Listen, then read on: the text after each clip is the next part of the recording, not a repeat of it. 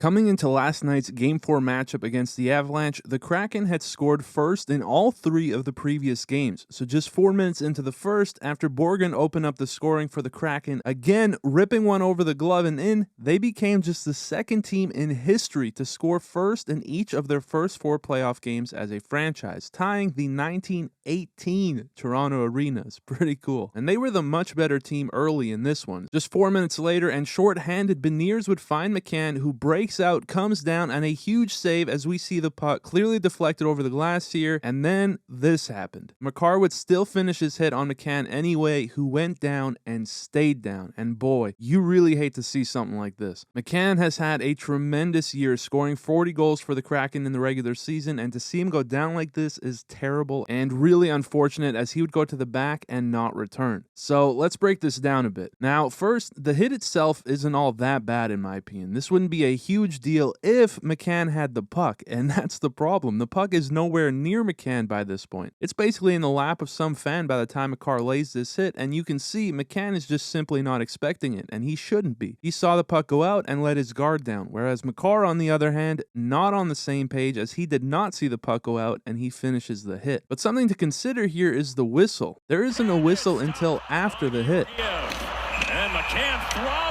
Now maybe the ref lost sight of the puck as well, but that's a very late whistle, and Makar lays the hit before or right as the whistle goes. But regardless, McCann again is nowhere near the puck at this point, so this obviously is an interference call. And after discussing, while there wasn't a call initially, it was indeed called a 5-minute major for interference, and I think that was the right call. But being a major, they reviewed it and reduced it to 2, which I'm no referee and I can't claim to know what they saw, but I just don't understand this. Do I think Makar intended to maliciously hurt McCann here? No, I really don't think that's the kind of player he is, but it's not just about intent. Unfortunately, McCann is already confirmed to be out for Game 5, and who knows if we even see him back in this series at all, which really just sucks for Seattle. But with that said, let's do a quick game recap to see how this one went down. As the Kraken would score on the ensuing power play, Schultz to Sprong comes down and fires one to take a 2-goal lead off the post and in. In the second, it was what we've seen all series. The Avalanche got outplayed early, outshot 27-11 at this point, but they stick with it, and McKinnon back to Rantanen, and he scores to get them to within just 1. Then getting a late period power play, it was him again, finds the angle and scores as the Moose would square this one up with his second of the night. So that was it for the second, and it gets us over to the third and final period, where the Kraken continued to be the better team in my opinion, but just couldn't solve Georgiev, and with neither team scoring in the third, we'd head to overtime, where Schwartz, all alone with a great chance, would get tripped up as Seattle goes to the power play. On that power play, and just a minute into it, Eberle to Schwartz, blocked, Eberle finds it, and he finishes it off with his first of the playoffs, and it could not have come at a better time for the Kraken, as they now tie the series up at home, heading to Colorado for Game 5, where again, they'll be without McCann, which is unfortunate, and Makar has been called in for a hearing, so we'll see what comes of that. But yeah, that's it for this one. Thank you guys so much for watching, and I will see you in the next one.